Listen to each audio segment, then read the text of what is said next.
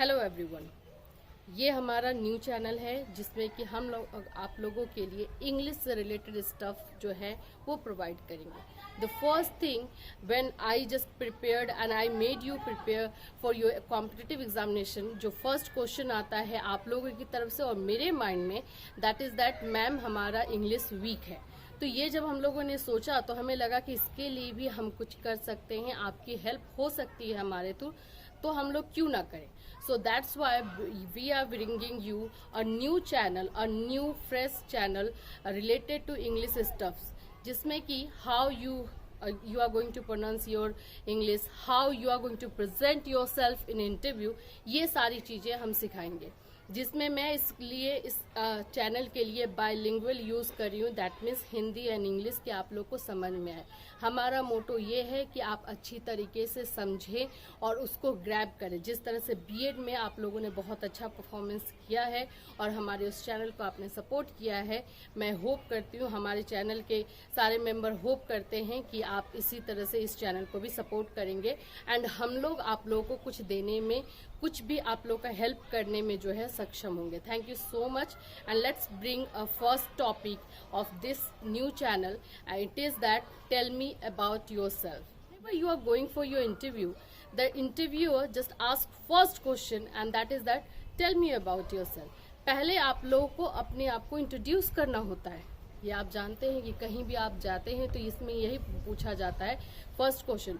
अब इस first question का आपको आंसर कैसे देना चाहिए, आप बहुत लोग हर एक तरीके से दे सकते हैं, लेकिन हमारा मोटो ये है कि आप इस तरह से दें इसका आंसर कि जो इंटरव्यूअर है वो आपको आगे के क्वेश्चन में अगर कहीं से आप वीक भी हो जाते हैं तो ये फर्स्ट क्वेश्चन के बेसिस पे आपको सिलेक्ट कर ले।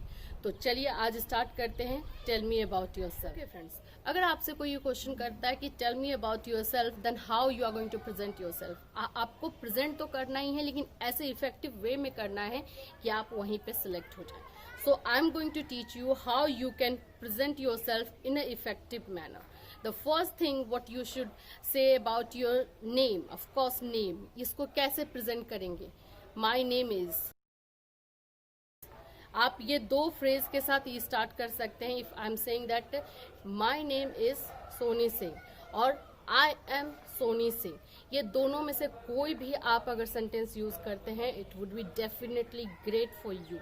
आजकल बहुत सारे अलग अलग, इट्स सोनी से, इट्स मी, ऐसे जिस तरह से एरोगेंट वे में बोला जाता है उस तरह से नहीं बोलना है। टू फ्रेजेस आपको यूज करने हैं, माई नेम इज और I am Soni Singh. The second thing, from where you belong, आप कहाँ से बिलोंग करते हैं, तो ये बहुत इम्पॉर्टेंट होता है क्योंकि इसमें आपके प्लेस का और आपके मेंटेलिटी का भी बहुत ज़्यादा इफेक्ट आता है जब आप बताते हैं। तो इसको दो तरह से आप कर सकते हैं। आई बिलोंग फ्रॉम दिल्ली और आई बिलोंग फ्रॉम बिहार, मतलब कोई भी बिलोंग अगर आप यूज़ करते हैं तो बेस्ट वे होता है।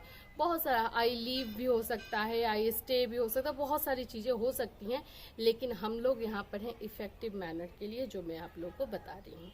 थर्ड जो हम लोग बताते हैं वो है हाईएस्ट क्वालिफिकेशन। आपने ऑफ कोर्स 10th किया है, 12th किया है, ग्रेजुएशन किया है, उसके बाद अगर आपकी कोई हायर डिग्री है तो वो, लेकिन जो आपका हाईएस्ट क्वालिफिकेशन होता है वही आपको बताना होता है। लाइक अगर मैंने मास्टर किया है तो I would just definitely say my master degree, I have done और I have completed my master, या फिर आई हैव ग्रेजुएटेड, और अगर मेरा ग्रेजुएशन है तो आई have graduated in commerce stream. तो इस तरह से हम बोलते हैं। आई हैव कंप्लीटेड भी बोल सकते हैं, आई हैव डन भी बोल सकते हैं, और आई हैव ग्रेजुएटेड और I have done my master in commerce stream, like ऐसे। फोर्थ जो हमारा होता है वो होता है experience. If you are having any kind of the experience then definitely you should just add that sentence also. अगर आप फ्रेशर नहीं है और आप पहले से कहीं पे काम करते हैं तो जो भी आपकी एक्सपीरियंस है वो आपको बताना है। इसको भी पोर्ट्रे करने का, इसको भी बताने का बहुत सारा वे होता है। तो आप इस तरह से बता सकते हैं, I am having 5 years experience in teaching field. इस तरह से आप बता सकते हैं, I am having 5 years experience in teaching field. Having का यूज़ आजकल बहुत ज़्यादा होता है, तो मैं आप लोग को सजेस्ट करूँगी कि आप हैविंग जरूर बोलें। फिर उसके बाद से आपकी बात आ जाती है फैमिली के बारे में।